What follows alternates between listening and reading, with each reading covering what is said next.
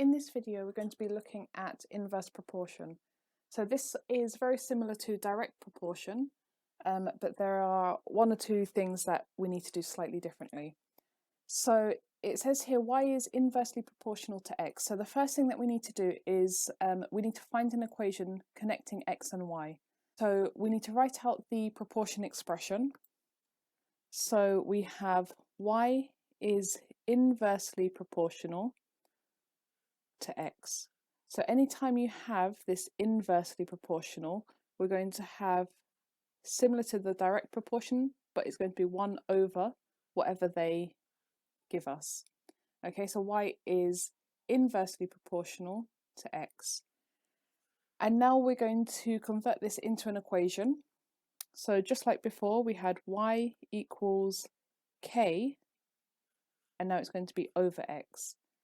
And then it says when y equals 40, x equals 5. So substituting those values in, y equals 40. We don't know what k is, but we know that x is equal to 5. Now I need to rearrange this to find the value of k. So multiplying both sides by 5 to get rid of this 5 down here. I have 40 times 5, which is 200, and that is my value of k. So now my equation for this inverse proportion is going to be y equals 200 over x. Okay, so we're using this one here, and then we're just substituting in the value for k. Now the next question says, or part A says, work out the value of y when x equals 20.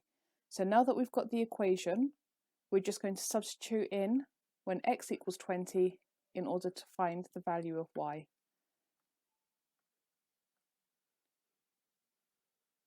So y equals 200 and my value of x is 20.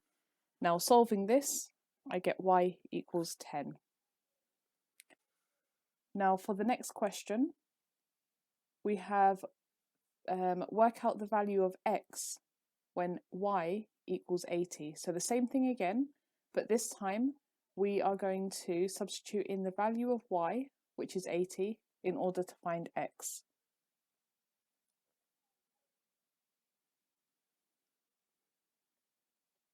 So the equation was y equals 200 over x, and they told us that y is now equal to 80. So substitute that in, I get 80 equals 200 divided by x. Now I need to rearrange this. I want this x to be on the top on its own, and I want the numbers to be on the other side. So I'm going to multiply through first by x. So multiplying by x gives me 80x equals 200. Now I want to get the x on its own, so I need to divide through by 80.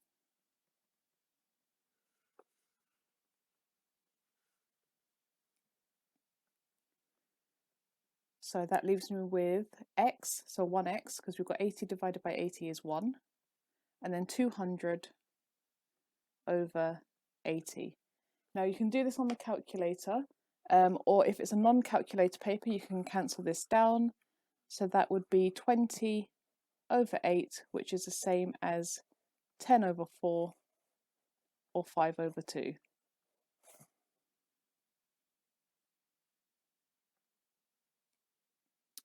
So for this next question, it says t is inversely proportional to r. So we're using the same steps that we did over here. So we need to find the equation connecting x and y first. So we're going to write out the proportion expression. We need to convert it into an equation and then find the value of k. So t is inversely proportional to r. Now writing this as an equation, I've got t equals k over r. And now I'm going to substitute in these values here to find the value of k. So we know t is 14, and r is 100. Rearranging this, I need to get k on its own, so I'm going to times both sides by 100. And that leaves me with k equal to 1,400. So now I'm going to substitute that into the equation that we have here. And that's going to give me the equation to solve the rest. So I'm going to have t equals k is 1,400 divided by r. Now that we have an equation that we can work with, I'm going to answer part A. So it says work out the value of t when r equals 70. So we're just going to substitute r equals 70 into this equation. So t equals, we don't know what that is yet, 1,400 divided by 70. So that gives me t equals 20. Now for the next question, for part B, it says work out the value of r when t equals 5. So again, we're using the same equation that we've got here. So t equals 1,400 divided by r. Now it says t is equal to 5, so I'm going to substitute that in. We don't know what r is yet, so we leave it like that. Now, to find the value of r, I'm going to have to bring it from here up to the top. So I'm going to times both sides by r.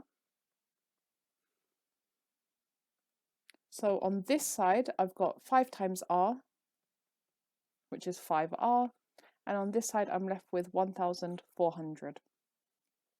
Now I need to get r on its own, and in order to do that, I need to divide through by the 5. So dividing both sides by 5, I now have 1,400 divided by 5, so r is going to be 280. Now we have another example here. It's similar to the ones we've done before, except this time we've got y is inversely proportional to the square of x. So we're going to set it up the same way as we did before. So y is inversely proportional to the square of x. Now that's just going to be x squared. Now putting that as an equation, y equals, we need our constant k over x squared. Now I need to find the value of k. In order to do that, I need to know a set of values for x and y, and we're given them here. So y is 20 and x is 2. So substituting that in, y is 20. We don't know k yet. X is equal to 2. Now solving that, I get 20 equals k over 4. So k has to be 20 times by the 4. So we're timesing both sides by 4 now.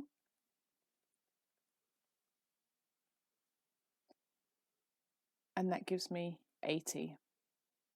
So the equation that we're going to be using is going to be y equals k, which is 80, over x squared. So for this question here, it says work out the value of y when x equals 6. So we're just going to substitute in the value x equals 6 into this equation here. So I have y equals 80 divided by x, which is 6, and we square that. So that's 80 over 36.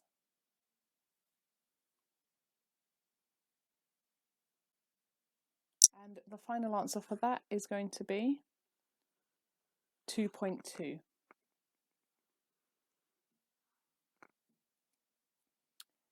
Now, this question here is, again, a little bit more difficult.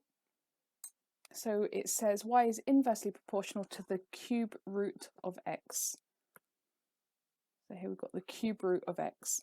So again, we're setting up the same way as we did before. Y is inversely proportional.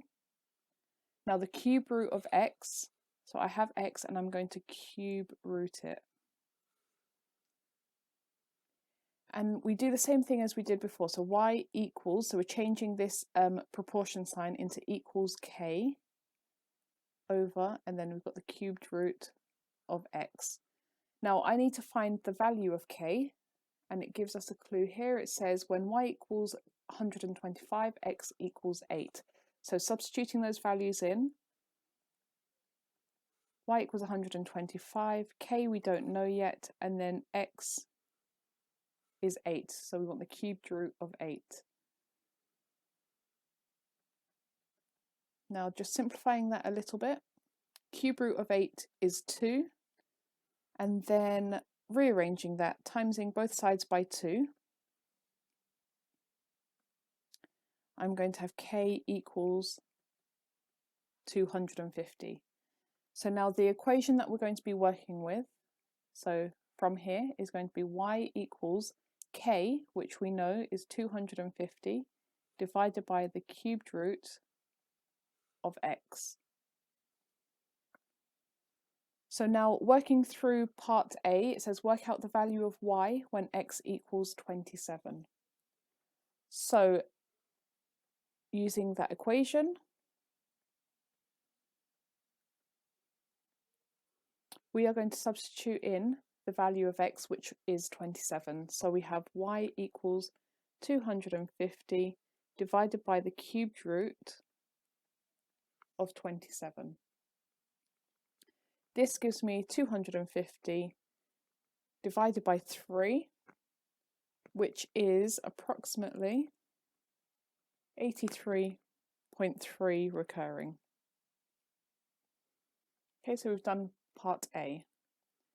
Now for part B, it says work out the value of x when y equals 4.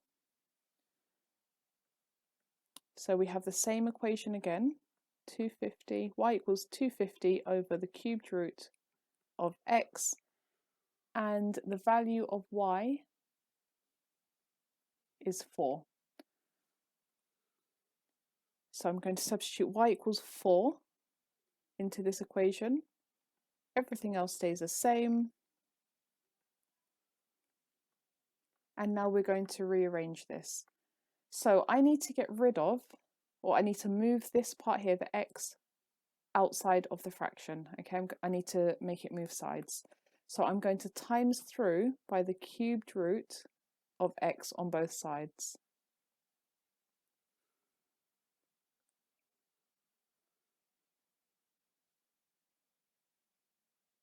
So that's going to give me 4 times the cubed root of x equals 250. Now I need to get rid of that 4, so I'm going to divide both sides by 4. So I get the cubed root of x equals 250 divided by 4. Now that's going to give me 62.5 for the cubed root of x. Now I just need to get rid of this cubed root, so the opposite of cube rooting is to cube both sides. So I'm going to cube both sides.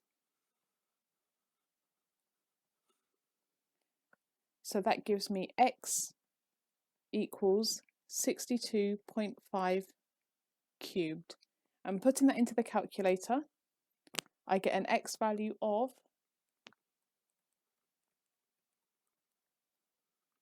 this.